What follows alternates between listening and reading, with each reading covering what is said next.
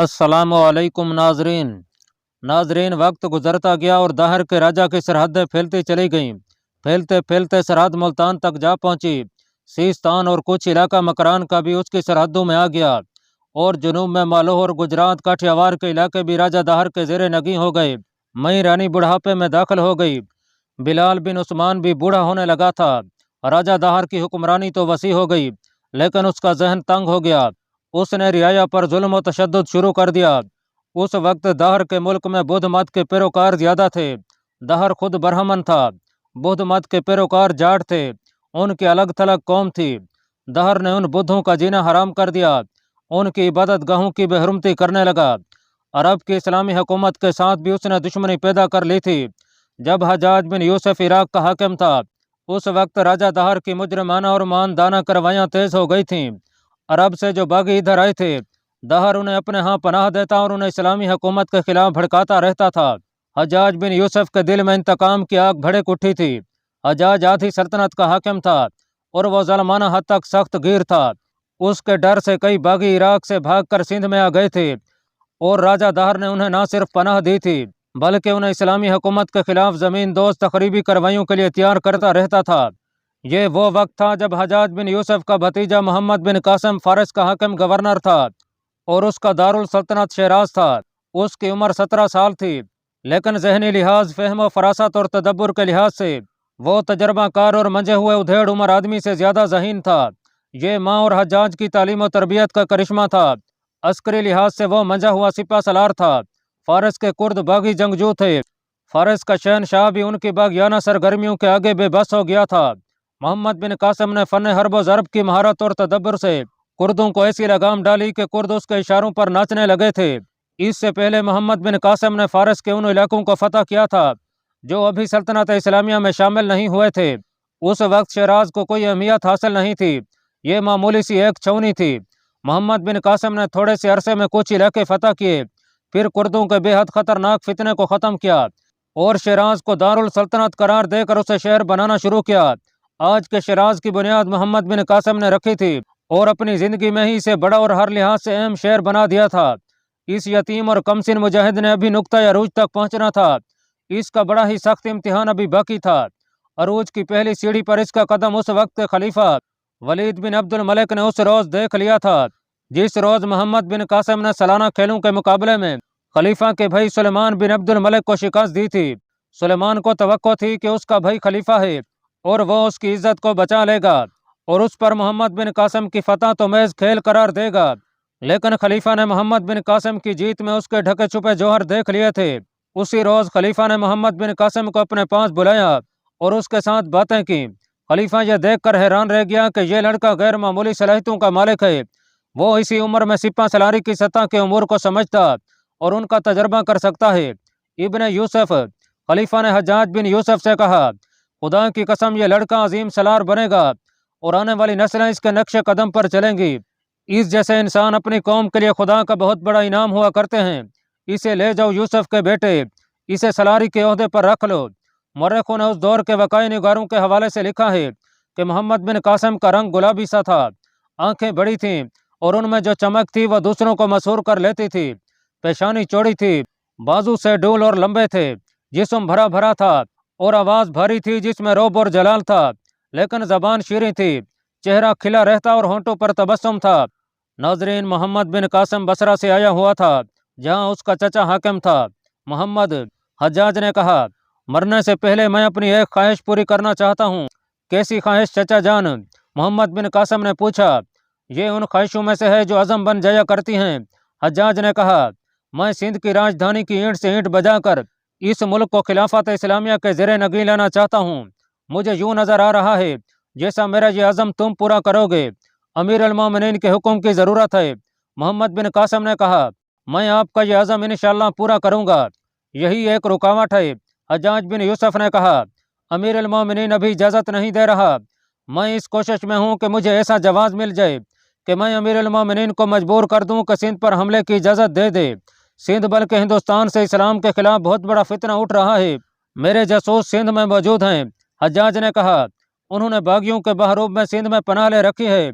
वो मुझे खबरें भेजते रहते हैं।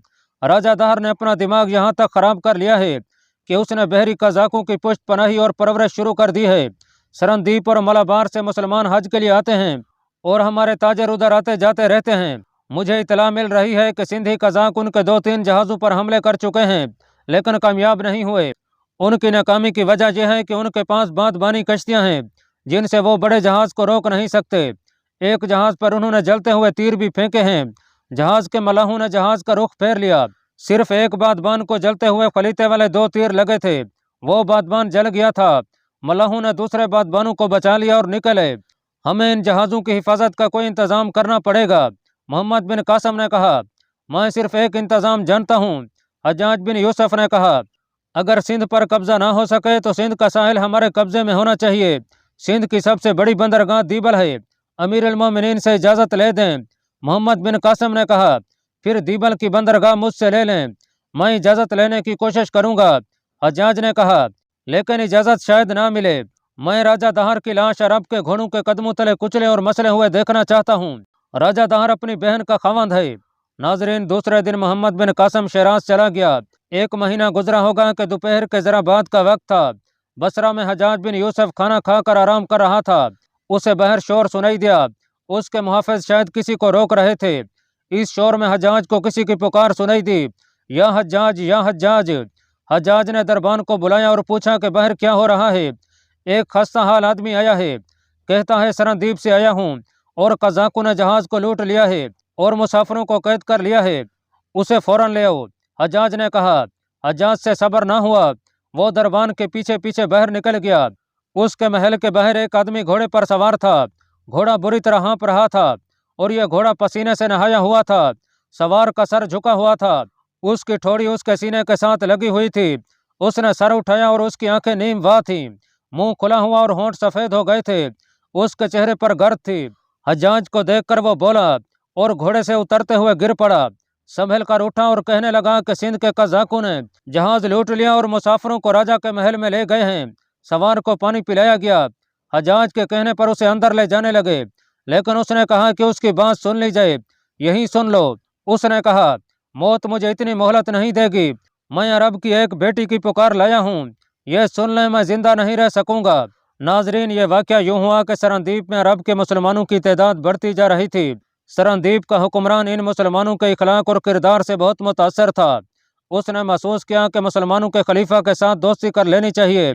उसने दोस्ती का इजहार इस तरह किया कि 8 जहाज़ों में तहफ़ ला दे और उन्हें खलीफा को पेश करने के लिए जहाज़ रवाना कर दिए। इन तहफ़ में घोड़े और दीगर जानवर भी थे और कुछ तादाद हबशी गुलामों की थी। इनके अलावा बेश कीमत तहफ़ थे। ये तहफ़ इन मुसलमानों के साथ जा रहे थे जो सरनदीप से अरब जा रहे थे। इनमें कुछ तादाद ताजरों की थी जो आते जाते रहते थे। इनमें बाज अपने अजीज रिश्तेदारों से मिलने जा रहे थे और कुछ उम्रा करने जा रहे थे। इनमें कुछ ऐसे भी थे जो सरनदीप में पैदा हुए और यहीं जवान हो गए थे। वो अपना वतन देखने के लिए अरब जा रहे थे। इन मुसाफिरों के साथ उनकी बीवियां और बच्चे भी थे। उनमें चंद एक ज़ईफ़ उल उम्र भी थे। सरनदीप और मलाबार से अरबों के जो जहाज अरब को जाते आते थे, उनके मलाहों को कहा गया था कि वो सिंध के साहिल से बहुत दूर रहा करें। ये सिंध के कज़ाकों से बचने की एक तरकीब थी। मगर ये 8 जहाज जब सिंध के साहिल से अभी पीछे ही थे कि मौसम बिगड़ गया और हवा का रुख बदल गया और हवा की कैफियत तूफानी हो गई। उस जमाने में जहाज हवा के रहम करम पर चला करते थे। ये जहाज छोटे भी थे। इन्हें रास्ते पर रखने की बहुत कोशिश की गई। हवा इतनी तेज और तुंद और मुखालिफ हो गई कि जहाज रास्ते से हटते हटते सिंध के साहिल के करीब चले गए। अचानक एक और तूफान आ गया। ये इंसानों का तूफान था जो बहुत सी कश्तियों पर आया था। ये सिंधी कज़ाकों का एक गिरोह था जो नकामरा कहलाता था। उनकी तादाद बेशुमार थी। उन्होंने 8 जहाज़ों को घेरे में लेकर उन पर तीरों का मींह बरसा दिया, फिर रस्से फेंक कर जहाज़ों पर चढ़ गए। मुसाफिर फौजी नहीं थे कि वो मुकाबला करते।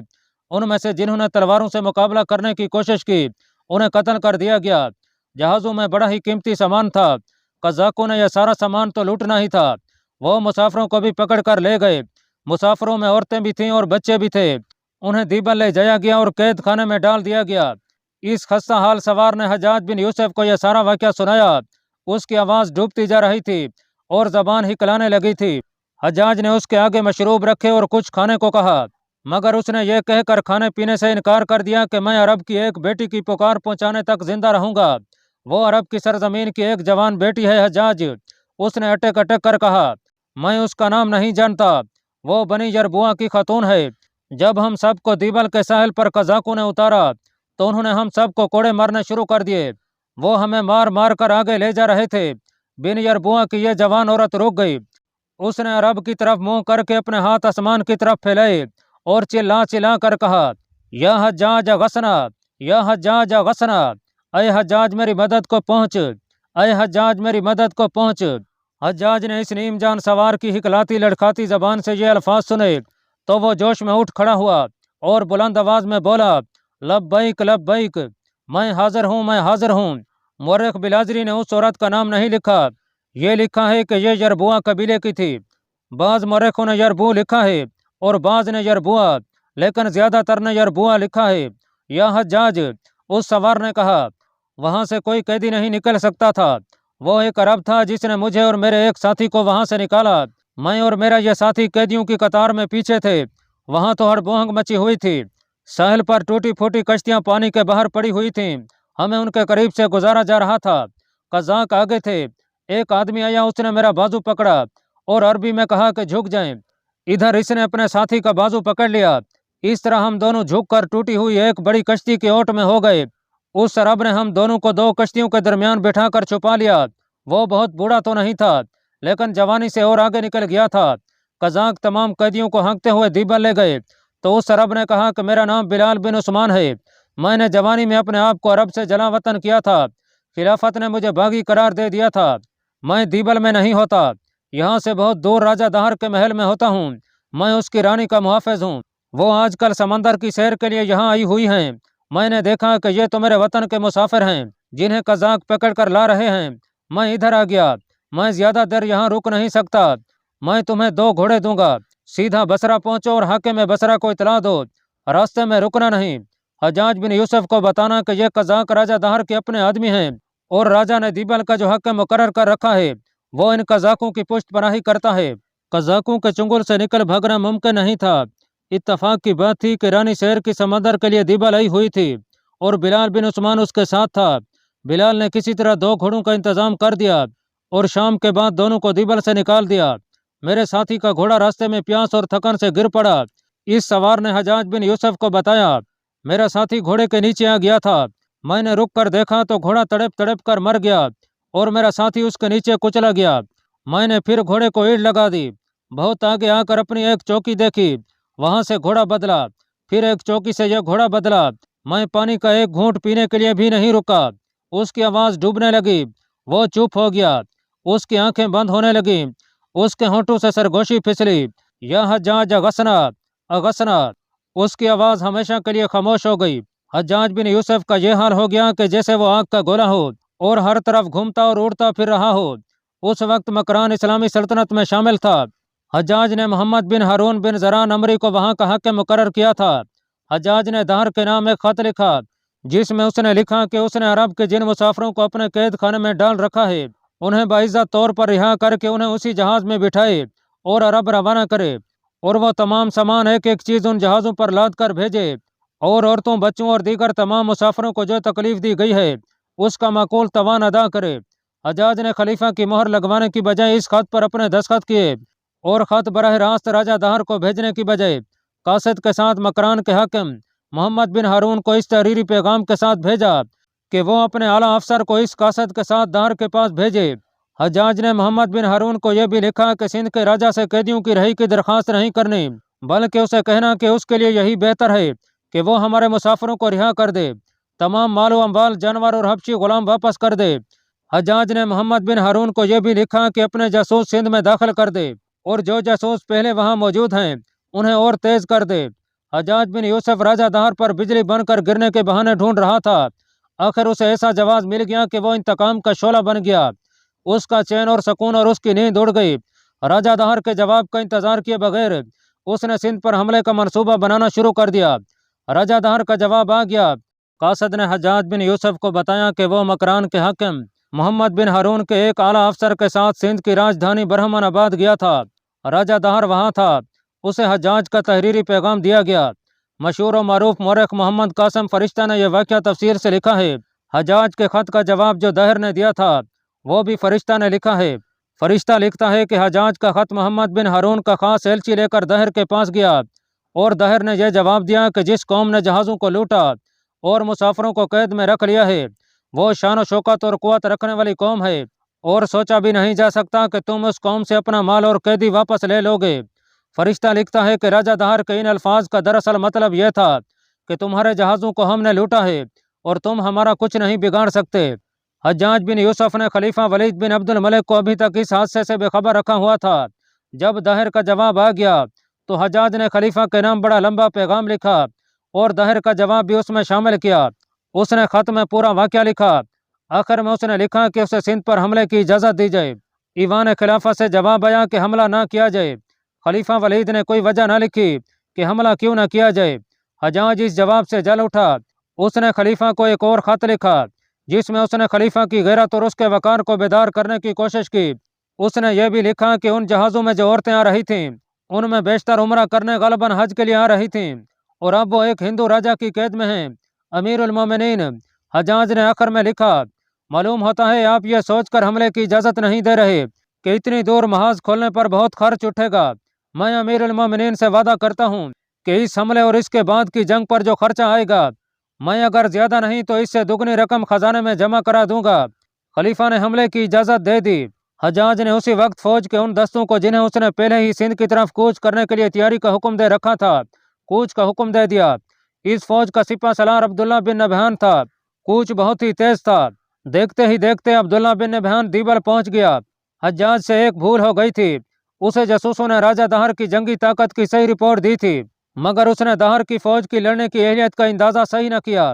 وہ خوش فہمی میں مبتلا رہا۔ دوسری چوٹ یہ پڑی کہ عبداللہ بن نبہان پہلے ہی روز شہید ہو گیا۔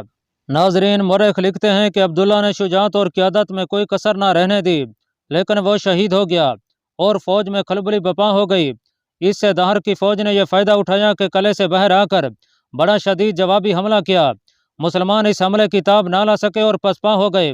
حجاج نے یہ صدمہ سہ لیا اور ایک اور سالار بدیل بن طیفہ کو سندھ پر حملے کا حکم دیا۔ حجاج بن یوسف نے اس شکست کا صدمہ تو سہ لیا، لیکن اس نے نیند، چین اور سکون اپنے اوپر حرام کر لیا۔ وہ طبعاً غسیلہ آدمی تھا، جابر تھا، اس کی فطرت میں قہر بھرا ہوا تھا۔ ظلم و تشدد پر اترتا تو لگتا تھا جیسے یہ شخص رحم کے نام سے بھی واقف نہیں۔ مسلمان قبائل کے وہ سردار جو خلافت سے باغی ہو گئے تھے مکران بھاگ گئے اور یہاں آباد ہو گئے تھے، کسی نہ کسی شرط پر واپس اپنے وطن جا سکتے تھے، لیکن یہ حجاج بن یوسف کا خوف تھا جو انہیں واپس نہیں جانے دے رہا تھا۔ یہ سردار اموی خلافت کے ہی باغی تھے۔ وہ جانتے تھے کہ خلیفہ شاید بخش دے، حجاج نہیں بخشے گا۔ وہ حجاج جس سے خلیفہ ولید بن عبد الملک بھی دبکتا تھا، شکست کو کس طرح برداشت کر لیتا۔ اسے جب اطلاع ملی تھی کہ اس کا بھیجا ہوا سالار عبداللہ بن نبہان شہید ہو گیا ہے اور فوج بری طرح پسپا ہوئی ہے، تو اس نے ایک اور سالار بدیل بن طوفہ کو بلایا اور اسے سندھ پر حملے کا حکم دیا، اور تم نے بھی میدان میں پیٹھ دکھائی تو ان باغی سرداروں کے پاس چلے جانا جو مکران میں زندگی کے باقی دن پورے کر رہے ہیں۔ حجاج نے بدیل بن طیفہ سے کہا، ان پر عرب اور عراق کے دروازے بند ہو چکے ہیں، عبداللہ کی طرح وہیں مر جانا۔ مجھے دیبل کا قلعہ اور دہر کی لاش چاہیے، تیرا اقبال بلند ہو ابن یوسف۔ بدیل نے کہا، عبداللہ نے پیٹھ نہیں دکھائی تھی، میں وہاں سے واپس آئے ہوئے سپاہیوں سے پوچھ چکا ہوں کہ اپنی شکست کا سبب کیا ہوا۔ سب نے اپنے سالار کی تعریف کی، کہتے ہیں کہ وہ دشمن سے مغلوب ہو کر نہیں مرا، وہ دشمن پر غالب آنے کے لیے ان کے قلب میں چلا گیا تھا، مگر دہر ہاتھی پر سوار تھا۔ ابن نبہان کی شجاعت اور شہادت پر سندھ کی ریت نہ ڈال ابن یوسف، تو امیر عراق ہے، خدائی طاقت اپنے ہاتھ میں لینے کی کوشش نہ کر۔ خدا کی قسم ابن طیفہ، میں تیری جرأت پر خوش ہوں۔ حجاج نے کہا، یہ ندامت ہے جو مجھ سے ایسی باتیں کرا رہی ہے، کیا اب ایوان خلافت سے ہمیں حملے کی اجازت مل جائے گی؟ بدیل نے پوچھا، مجھے کسی کی اجازت کی ضرورت نہیں۔ حجاج نے کہا، یہ میری شکست ہے، یہ اسلام کی شکست ہے، میں نے اسے فتح میں بدلنا ہے۔ میں امیر المومنین کو سمجھانا چاہتا ہوں کہ سندھ پر حملہ اور قبضہ کیوں ضروری ہے۔ تو بھی سمجھ لے ابن طیفہ، مجھے دو آدمیوں نے شکست دی ہے، راجہ دہر نے اور خلیفہ ابن عبد الملک نے۔ اگر تو نے بھی وہی کیا جو پہلے ہو چکا ہے تو میرے ہاتھ ہمیشہ کے لیے بندھ جائیں گے، اور وہ ہندو ان مسلمانوں کو کمزور اور بے آسرا سمجھنے لگیں گے جو ہندوستان کے ساحلی علاقوں میں اور سرندیپ میں آباد ہیں۔ سندھ کے ڈاکو ان کے جہازوں کو لوٹتے اور انہیں قیدی بناتے رہیں گے۔ ایسا نہیں ہوگا ابن یوسف، بدیل بن طیفہ نے کہا۔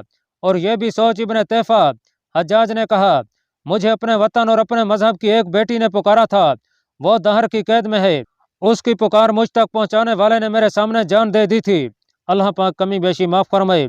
اللہ آپ کا حامی و ناصر ہو، آمین۔